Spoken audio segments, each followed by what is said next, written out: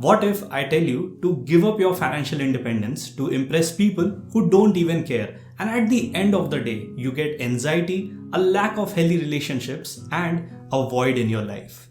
Even thinking about it feels awful, right? Sadly, a lot of people go through this at some point in their life, just because of a wrong definition of success. While the definition of success is different for different people, the vast majority has a financially troubling meaning attached to this word. All thanks to commercialism, the definition ingrained in people's mind is success is equivalent to accumulation of stuff. At first encounter, it is difficult to admit that we have fallen into this trap. But it is only after we closely observe our cash outflows that we realize that most of our spends do not add value in our life. In today's video, I will discuss about the reasons of this irrational spending, the underlying effect it has on us, and how adopting a minimalist lifestyle can help you to avoid these spends and become a tad bit wealthier. So without any further ado, let's get straight into the video. The human mind is susceptible to the information triggers that we receive throughout the day. We make our decisions based on what we know, but what we know is out of our control. Dissemination of information happens in different ways and through different mediums. And most of the times, our mind gets so caught up in this information that the demand for a product is artificially created in our minds. And that, my friend, is the reason for the majority of our irrational spends. For instance, in the pre-social media days, we could only see the lives of our neighbors and colleagues who fell in the same income bracket. But with the advent of social media, we have got access into other people's lives and what kind of lifestyle they lead. This has opened the possibility of what I call vertical comparison. People spend hours and hours of time on social platforms such as Facebook and Instagram looking at the lives of their peers, their relatives, and for that matters, even celebrities and influencers who might belong to a very different financial background. In such a scenario, it is very difficult to not compare yourself with them. You buy a car because your colleague also bought one.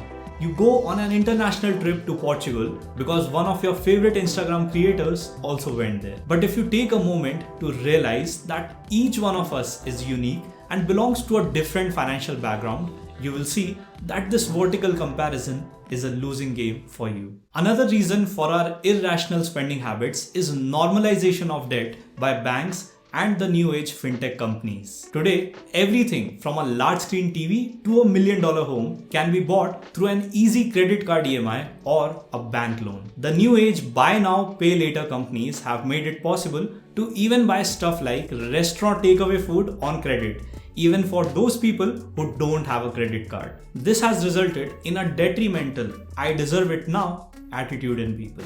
To give you a shocking statistic by RBI, Indian credit card users spend 40 times more than debit card users online. Also, the average transaction value of a credit card is 3 times that of a debit card. The sole reason being a 48 days interest-free credit period that the customers receive on their credit cards. Another reason for our irrational spending habits is the way corporations are run.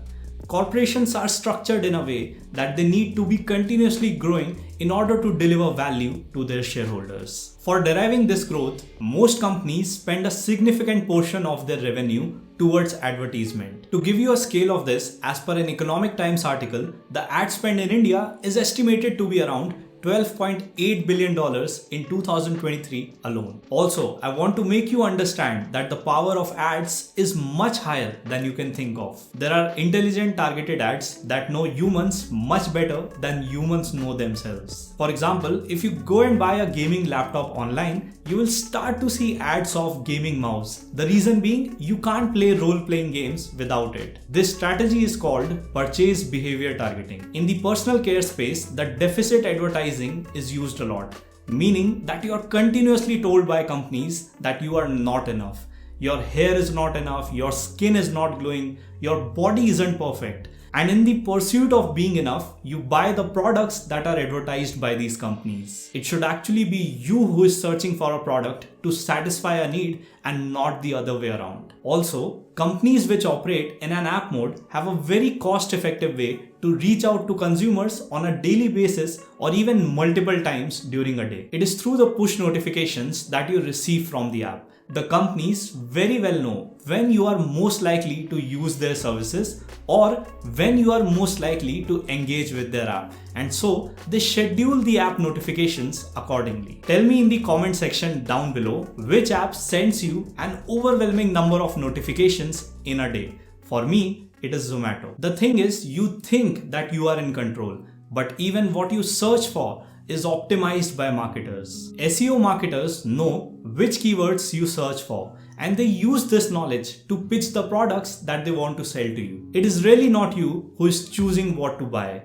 but it is the large social platforms, the e-commerce giants, and the search engines which decide what you see and therefore what you can buy. The effect of making your buying decisions based on what you are fed mentally and accumulating a lot of stuff is that you become really exhausted and stressed all the time. You lead an unintentional life because the things you consume is not what you need but what was sold to you. The more stuff you accumulated, the more became the need for a bigger space and a bigger house. Also, utilizing debt for everything emanates a feeling of shame and guilt every time the bills show up, due to the tendency of the brain to normalize the possession of things that once gave you happiness. You feel a continuous discontentment and a void in your life. The car that once gave you immense happiness is now just a means to travel. Since stuff comes with a cost to bear, you need to dedicate your life to long hours of work,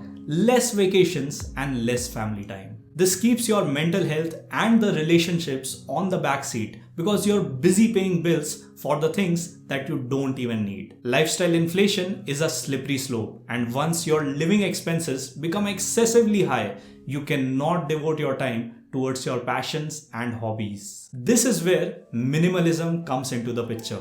It is a simpler way of living that promotes intentional use of the resources that we have. In simple words, it is a conscious choice of what we bring into our lives because it is built upon the philosophy that less is more. Minimalism delves on the idea that one should only possess stuff that adds value in one's life. If a thing does not provide any value or does not add to the joy, then it should be removed. The decluttering helps minimalists to think clearly and focus better, thereby enabling them to make wise decisions when it comes to money. After all, an average adult has to already take 35,000 conscious decisions in one day. But minimalism is not just about decluttering your space, it goes much deeper than that. It allows us to get past things so that we make room for life's most important things. It makes us question who is the person that we want to become and what is our own definition of success. It makes us focus on community, not consumerism. People, not stuff. It helps us to regain control back in our lives by helping us to live below our means and save enough money so that we can focus on hanging out with people better than us, building high income skills that revolve around our passions, and living a holistic life where we don't need an escape from in the weekends. To conclude, minimalism isn't about spending less money, but it is about spending our hard-earned money on things that truly matter in our life. Thank you so much for watching. Like the video, hit that subscribe button, and stay tuned for my next video.